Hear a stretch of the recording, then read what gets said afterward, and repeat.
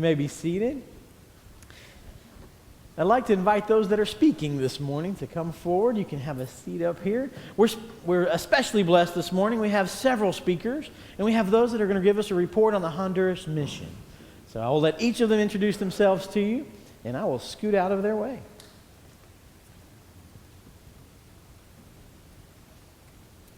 Good morning. This February and March of this past year, you sent 48 people to Honduras on a mission. But you didn't get to go.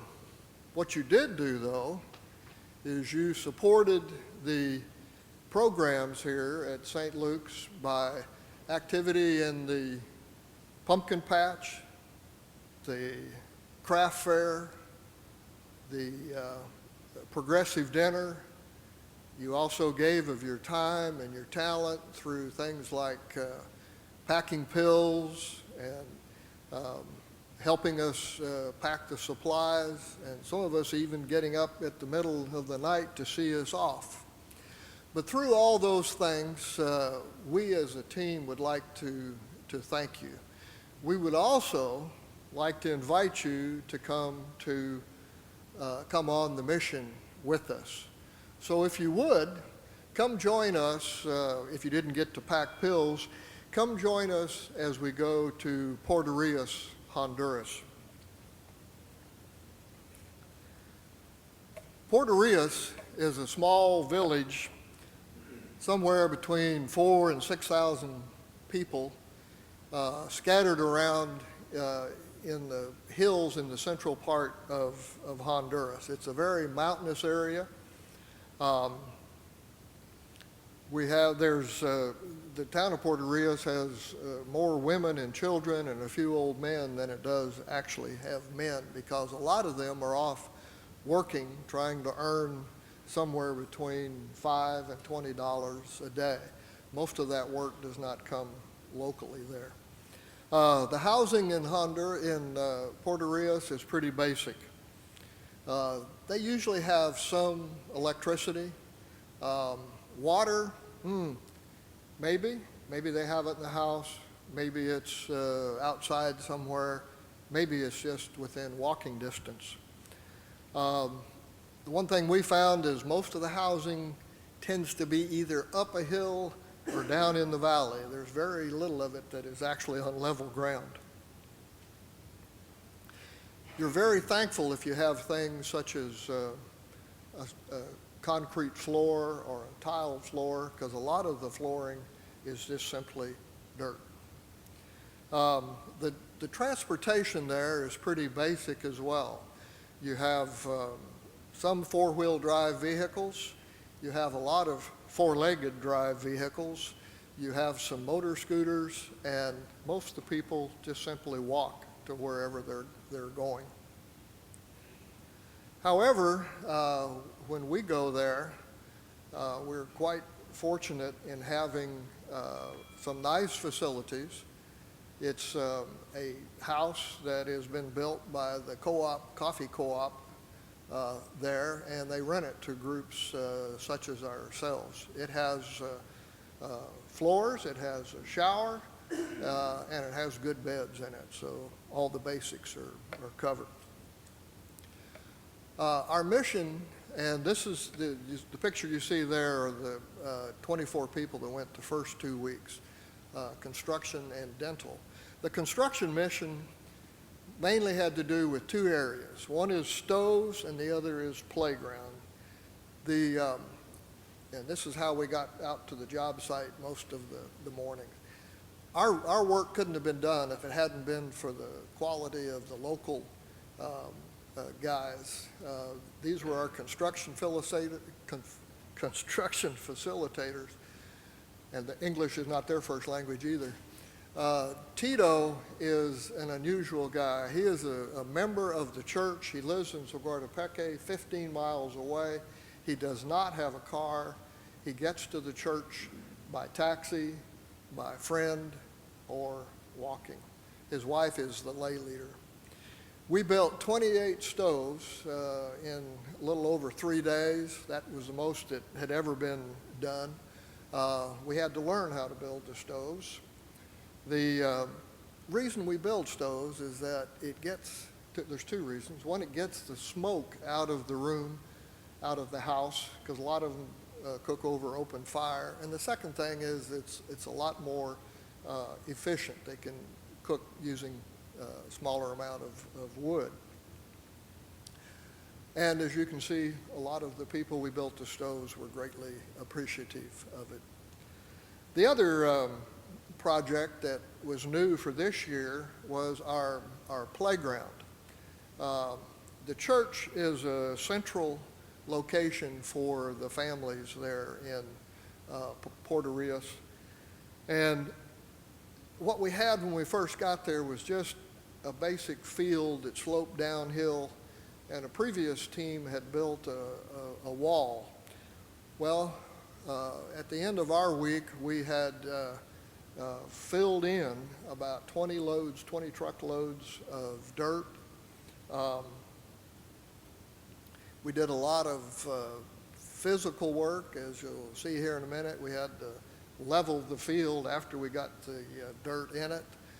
We added another row of bricks on a retaining wall, and then we got to the playground equipment. Unique thing about Honduras is when you design something in the U.S., and the neighbors came and checked out our playground before we got finished with it. But the unique thing about doing something in Honduras is if you build it in English and try to construct it in Spanish, things don't always happen the way you expect it. The playground equipment got there on next to the last day. We were expecting it to get there on the first day. But nevertheless, through a lot of blood, sweat, tears, and arguments, we finally got the items constructed. By the time we finished, we had 3 different swings. We had monkey bars, we had a tetherball, and we had landscaping, and the most colorful playground that you'll ever see. The one thing that did happen, though, is last week and a half, Mother Nature reclaimed some of her own. There was a very strong rain.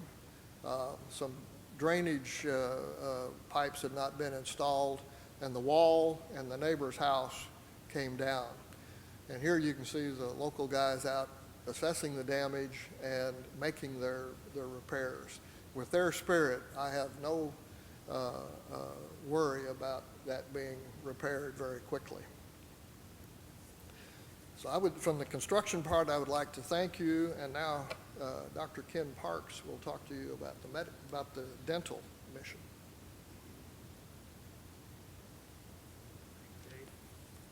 Good morning.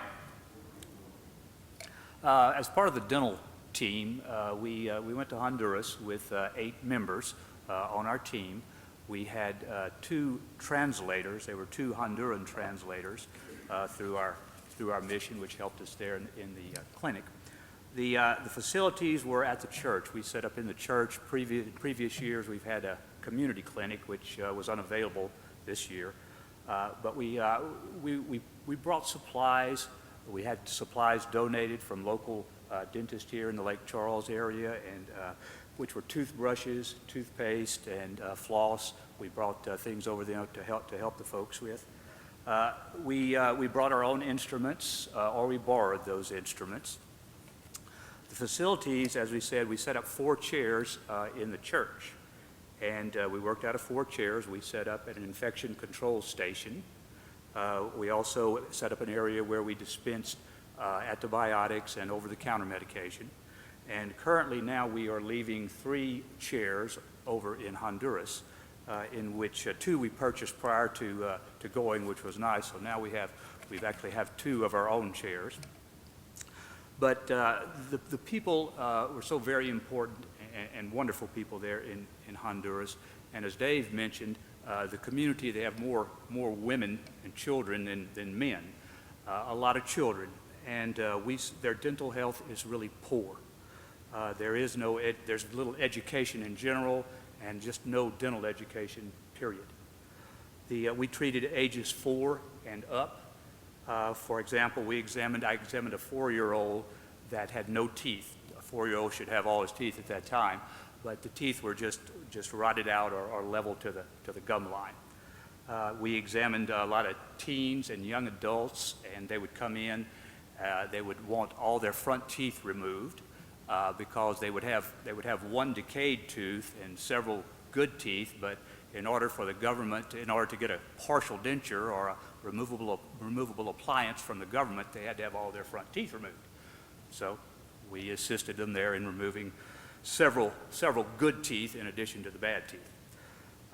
But one thing we saw a lot of was where the children had suckers, candy. Every time you turned around, you saw a kid who was barely able to walk with suckers or candy, frozen Kool-Aid pops in their mouth, which we think is, of course, what's causing all the tooth decay and the problems there. But one thing, they were grateful people, very, very, very friendly people. They were patient people. They would sit for hours waiting for an appointment. Of course, there's no appointments really necessary. It's all walk-in there. But we extracted 417 teeth. We saw 135 patients, extracted 417 teeth. We did some evaluations and consultations.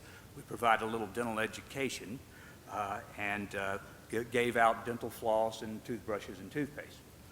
We did a little home visit to Isabel, who is a homebound paraplegic, which was a nice visit. Improvements and enhancement to the dental mission. We're building our team. We have 1 to 2 dentists we are currently seeking. I'm hoping to get 1 or 2 more dentists on the team. We are also seeking dental members. If any of you are interested, I'd love to hear from you. No experience necessary. We'll on-the-job training. We hope to expand our treatment. We are currently doing just extractions, but we hope to expand that to maybe fillings, small restorations, and maybe even root canals. We're going to promote more dental education, as well as provide maybe some fluoride treatments or vitamin supplemented fluoride in the vitamin, excuse me. And I just dropped my last note card.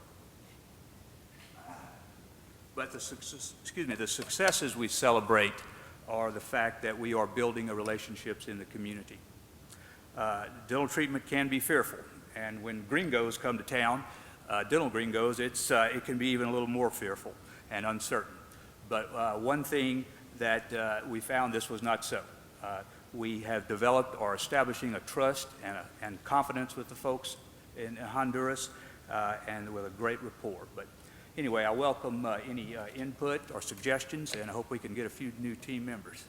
Thank you.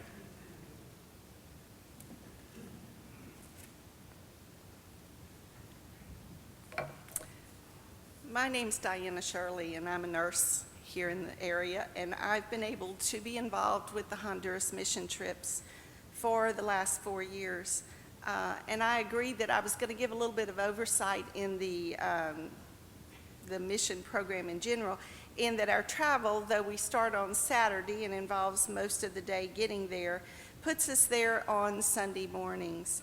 And Sunday morning is our opportunity to worship with the local churches. There at the Methodist Church there, we've seen it evolve over time. When we first went the first year, we were actually meeting in a building that had a small room off to the side. It was a store, and they had a room off to the side that they rented, and we were able to participate in church there. And the second year, they had purchased a small building, and small is the operative word because it was very tiny, and we worshiped there with the group.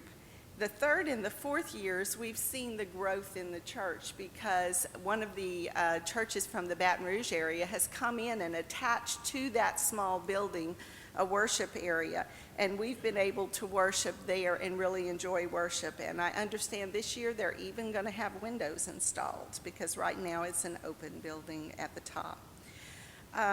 The Sunday morning worship then allows us to have some time for setup because we're setting up clinics and we're setting up pharmacy. And those both involve moving a lot of stuff, bringing a lot of stuff with us, and getting those things together and there for Monday morning. Because Monday morning, when we set foot there in the clinics, the people are already there waiting. They have been there early. Tito's wife is usually running the registration desk, and they have registered people and started giving them numbers. So you may walk into 100 people waiting. And those are families, and we see as family groups. They wait very patiently to be registered, and they also take their numbers and sit and wait very calmly with their children and all of them there. We don't bring complicated medical care to this area. We bring very simple, everyday medical care, with the focus being comfort to meet those medical needs, with treatment and medications for those needs. Each year, our numbers have increased. We've seen that grow considerably through the years, but the most important thing is not the numbers. It's the touching of lives and building relationships and sharing the love of Jesus with these people. We recognize people who return each year, and you recognize them there in the community. And yes, when you roll into the community the first time, the comment is, the gringos are here. You know, and they know now that that means we're bringing medical care and things to them. So they're very appreciative, and they come and they allow us to share our time with them. The doctors and the nurses treat the pharmacy. Then we are able to give out much that is taken for granted here. We are able to give a bottle of infant Tylenol or children's Tylenol, and when you don't have that access for your children, usually, that's a real blessing to them. We treat cough and allergy and hand out meds for those things.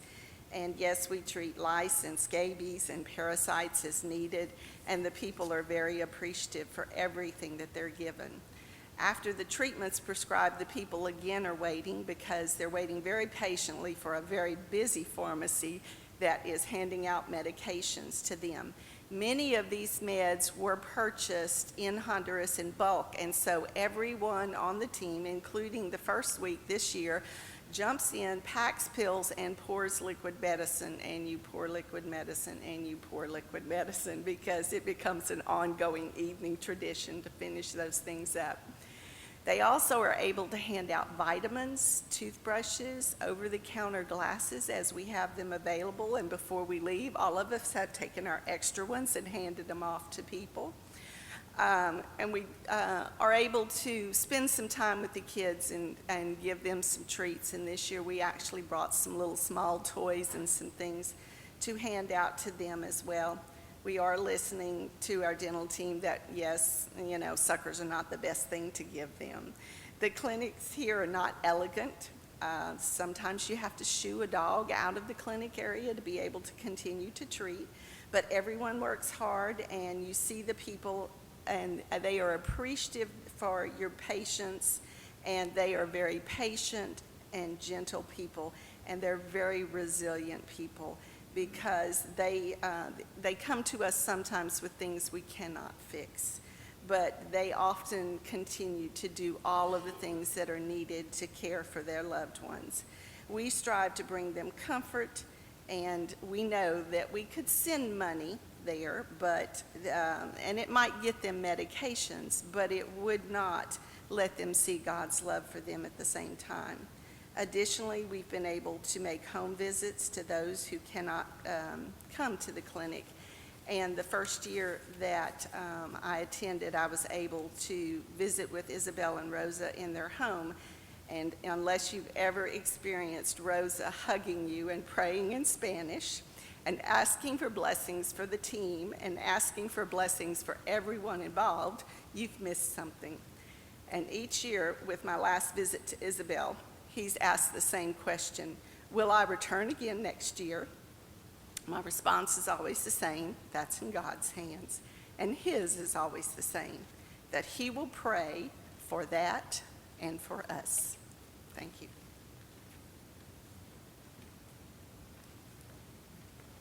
Good morning.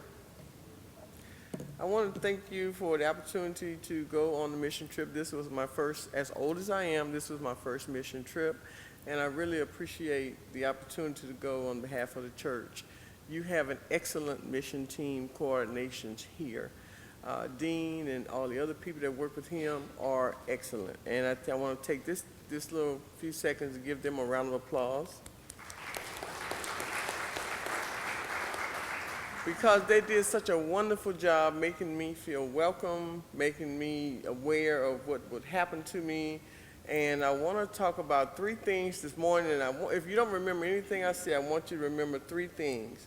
One is finding God, one is relationship, and one is leaving. I struggled with all 3 of those things as I went on this mission trip.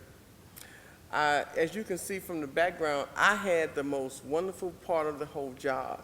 It was to minister and have fun. As Chris spoke to you this morning about balloons, I really enjoy working with kids. I really enjoy making sure kids have fun, making them play, and forget about the world. Forget about the problems of the world. Forget about the problems you may have at home.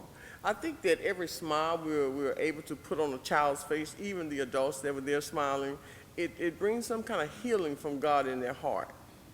The part I want to talk about, as you can see, I told a story about Noah's Ark. The children got a chance to put on a little mask and have fun, and they were the animals that were hurt on the ark, and my group that I work with did a beautiful job of making that ark scene for me. And one of the girls said one day, I wonder if the children are learning anything from what we do, anything from what we say, anything from what we bring on to the mission. So the next day, guess what happened? Can anybody guess what happened the next day after the story of Noah's Ark? It what? Oh yeah, it rained. It rained. So all the children had to, and as you can see, they were under this little small pavilion sitting on the ground. So all the kids had to huddle up into this little area. And as they huddled up in there, one of the boys said, oh, that's the story about Noah's Ark with the rain. Everybody had to get in, So to answer the question for myself and for all the other people that were wondering, God answered the question for us right there. Yes, they are understanding what you say. Yes, they are understanding the word that I left for you to give them as missionaries. God told us to go out into the world and make disciples of men. And that's one of the things this mission team at St. Luke-Simpson is doing, going beyond the United States to make missionaries, make disciples for God. And that is really, really good. One of those days we were sitting and passing out snacks, and then we finished all our activities. One of the boys came up, and I was standing like I am now, and he grabbed my right leg, and they are so precious. The children, they know what to do to get anything out of you. You can't say no to any of the kids. This little boy grabbed my leg, and he looked up at them pretty brown eyes, little fluffy cheeks, and he was just smiling, And I was saying, I've given all I had. I didn't have to do that. They said, Helen, don't give those kids anything. We all give, the snacks at the same time. Helen, don't give nothing else because you're going to have a flock on you. So I broke the rule, y'all. I want to tell you, I broke the rule. I reached in my pocket. I had one little fruit bar left in there, and I gave it to the kid. By the time, as you can see, the distance, I don't remember how far it is, but by the time the child ate that little snack, and we got in our vehicles and drove all the way back to the curb where it was time for us to go back to where we were going to eat, that child was standing there, and he was just waving and smiling. I said, boy, that boy ran all the way over there. He was just waving. And I realized one thing. Dean was in the back of the truck, Brian was driving, and I was sitting on the side. And I don't know if Dean, he didn't know what I was doing, but I turned like this to the side, looking at the child, just waving to, hola, hola, hola, all this kind of stuff, But what I was actually doing was hiding from those guys that I was crying. All of a sudden, it came to me and said, Helen, you're leaving. And I just got so sad and started crying. I told the pastor, I said, what is, the emotions that I felt at the time? I'm looking like, oh, God, who's going to take care of the kids, And I was just crying. And they were trying to say something. I wasn't answering. Oh, excuse me. That's how I talk with my hands. But anyway, I wasn't answering them because I was too busy trying to do like this. I was like, I got to go to the next stop, But the overwhelming emotions came upon me. And I just said, God, what's going to happen to all these children? Because I've had such a great time within just the 4 days of connection. And here it is Friday, I'm having to leave. So in my understanding, I said, well, God loved us so much Jesus loved us so much. And when it was time for him to leave, I bet you he cried too. Those accounts are not recorded in the Bible because guess what? Only he and the Holy Spirit and God above felt that. You know, how he loved us so much. Not that he gave his life, because he knew his life would be resurrected, but because he had to leave us. And I felt that way when I had to leave the children. And the pastor, you know, he said, Helen, you know, I think about this all the time. This one will grow up to be this one will probably grow up to be that. You know, we were just talking. But I really feel that Jesus loved us so much. And when it was time for him to leave us, he had a hard time. He had a hard time leaving. So we sang the song, Here I Am, Lord, Send Me. But do we really mean that? When it's time, this is my first experience, and it won't be the last one. But when that song is sang and it's coming from God, I'm going to encourage you to accept the call. When you hear those words, Here I am, Lord, send me. But when the Lord tells us to go over there, do we really go? Do we really want to go? If you're doing the will of God, open your heart, open your mind, and listen to the still small voice in your head that says, my small voice was Dean, sending me 50 emails a day. Helen, I haven't gotten this from you. Helen, I haven't got that from you. God put people in our lives to remind us to stay on track, on task. Helen, I haven't heard from you. Helen. So guess what? Helen was responding slowly, but I am so glad I responded. I am so glad I responded because the difference we made over there in Honduras, I'll never get to experience that again. But I will know that whatever I've done, it will carry on. So do the children find God, finding God? Yes, they do. They understand what we say. Is it hard to leave when you go there? Yes, it is hard to leave. And building relationships, yes. We build awesome and wonderful relationships. So I'm glad I got the opportunity to share this with you. Please take advantage of whatever way you can to do missions. Amen.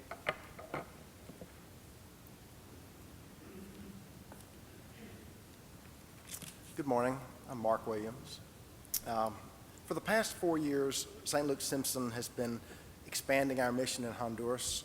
Initially, a medical and children's ministry mission has grown to include the dental services, stove construction, and as Dave mentioned, the construction around the church and playground equipment. I've been privileged to serve the beautiful people of Honduras for the past 4 years on the medical team, and I really enjoy the interaction, getting to know the people, the feelings that Helen just described. It's just really indescribable. The medical team had contact with over 1,000 patients in the week that we served this year, and that's continued to go up each year as they've developed more trust and realize that we are coming back and with God's will. Many of these were sick people, but a lot of them could be considered preventative care, treating for parasites, upper respiratory illnesses, and many of those associated with the smoke exposure from the open fires, hence the stove construction, and arthritis, aches and pains from the daily hard living conditions. We're providing general medical care, but as many of you know, I'm an ear, nose, and throat physician, and so general medicine is a little bit out of my comfort zone. This year, however, I was able to use some of my ENT skills to remove many wax impactions, 2 beads from the ears of children, a host of insects and bugs out of the ears, and I think I saw everyone on the team on the week I was there and checked their ears too. God calls us to step outside of our comfort zone and to take some of these risks, to be ambassadors for Jesus Christ, sharing his love in any way we can.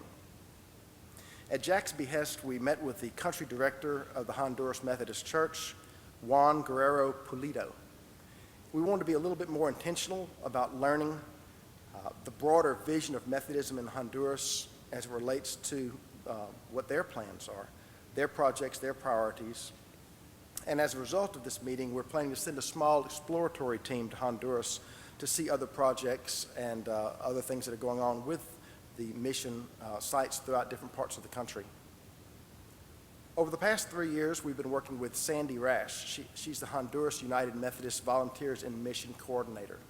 And at the last mission committee, meeting, we voted to financially support her in a missionary covenant relationship. We think this will give more access to her, and she'll actually, when she comes back into the States annually, she'll have to come here and give us a little report and talk to the church about what's going on with the mission in Honduras.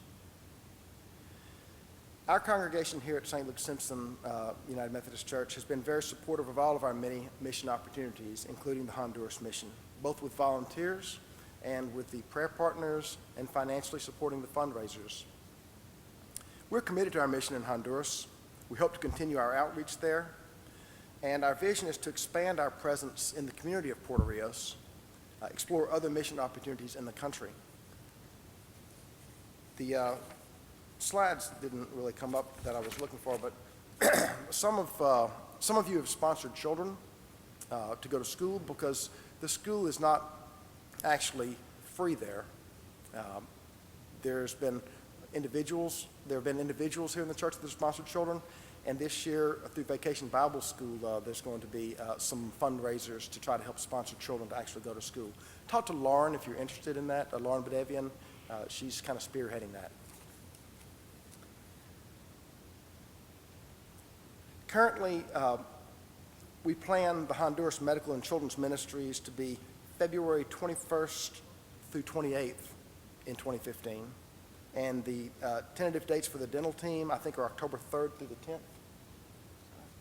Yeah, somewhere in that neighborhood. So we certainly are interested in volunteers, and if anyone is interested and feels God calling them into this ministry, please contact us because it is definitely life-changing experience.